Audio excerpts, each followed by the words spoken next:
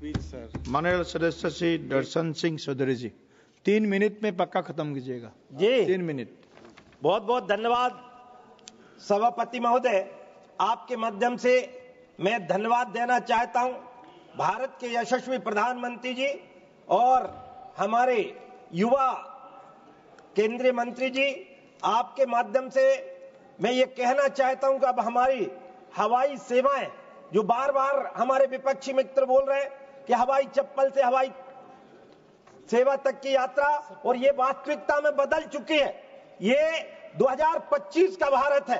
क्योंकि हमारे भारत की तो परंपरा महान रही है। हमारे आदिकाल से, हमारे तो रामायण में गोस्वामी जी लिख के गए हैं कि चलत विमान कोलाहल होई और जय रघुवीर कहीं सब कोई, और वहीं से इस परंपरा को मन की गति से चलने वाले विमान हमारे भारत में हुआ करते थे। ये भले ही आधुनिकता में हम इसको 1913 से या 1953 के इतिहास से इसको पढ़ते आ रहे हैं, लेकिन उत्तरोत्तर में जो वृद्धि की है उसमें हमारे भारत ने बहुत प्रगति की है। और उन प्रगति में भी ये जो 10 वर्षों का काल रहा है, इसमें तो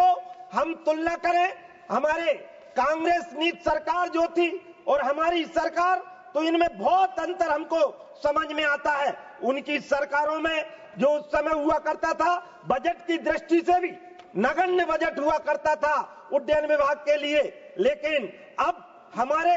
इन शासन काल में 70 वर्षों के, जिसमें 5 साल हमारे सरकार को छोड़ दें तो 74 हवाई अड्डे हुआ करते थे, उनको बढ़ाकर 157 हवाई अड्डे करके और 83 नए हवाई अड्डे बनाकर और इस क्षेत्र को विकास दिया है। हमारे बेड़ों की संख्या की जहां तक बात करें तो कांग्रेस के 2014 तक के कार्यकाल में कुल विमान बेड़ा 400 विमानों का था, जो अब हमारी 2014 से 2024 और अब 25 तक मैं मंत्री जी का धन्यवाद करता हूं कि 750 विमानों तक पहुंच गया है और इसमें लगभग 100% की वृद्धि हुई है। मेक इन इंडिया जो माननीय मोदी जी ने, और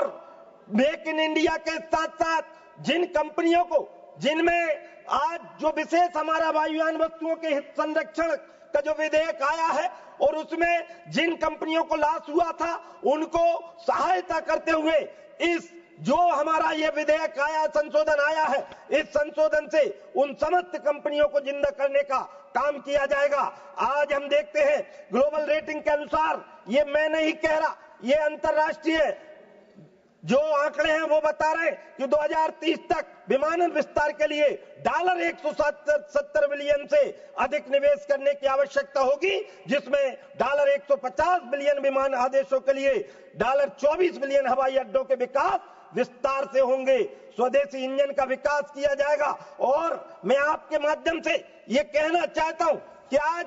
हमारी उड़ान जो सेवा दी गई है उसमें जो छोटे छोटे स्टेशन, क्योंकि यदि हम देश की दृष्टि से देखें, प्रदेश की दृष्टि से देखें, तो अलग अलग विकास की दृष्टि हमको यहाँ पर दिखाई देती है कि हमारे उस समय आज 2023 की स्थिति में हमारे 32 अंतर्राष्ट्रीय, 9 सीमित अंतर्राष्ट्रीय हवाई अड्डे और 100 से अधिक घरेलू हवाई अड्डे हैं। उसमें हमारा मध्य प्रदेश भी अग्रणी हो गया। मैं आपका धन्यवाद करता हूं, लेकिन मैं आपसे एक और मांग करता हूं कि हमारे यहाँ मध्य प्रदेश में एकमात्र हिल स्टेशन पचमढ़ी है और पचमढ़ी में हवाई पट्टी भी बनी हुई है। मैंने पहले भी मंत्री जी से निवेदन किया है कि वहां पर एक हवाई सेवा दी जाए और इसके लिए जो भी आहर्ताएं, चाहे फॉरेस्ट की दिक्कत हो, उन सबको दूर करते हुए हमारे क्षेत्र की चूंकि लाखों लाख जनसंख्या और विदेशी तक हमारे पचमढ़ी में आ सकते, यदि वहां भी दिक्कत जा रही तो मटकुली उसके लगा हुआ क्षेत्र, वहां हम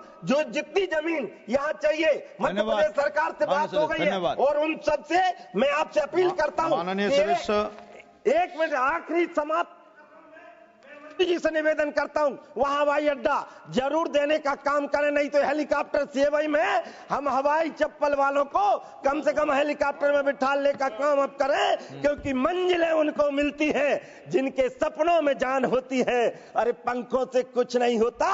हौसलों में उड़ान होती है, क्योंकि फानूस बनकर हिफाजत जिसकी हवा करे वह समा क्या मुझे धन्यवाद रोशन खुदा करे। ये मोदी जी का भारत है और इस भारत को मैं पुनः आपके माध्यम से धन्यवाद। All the speakers to complete their speeches in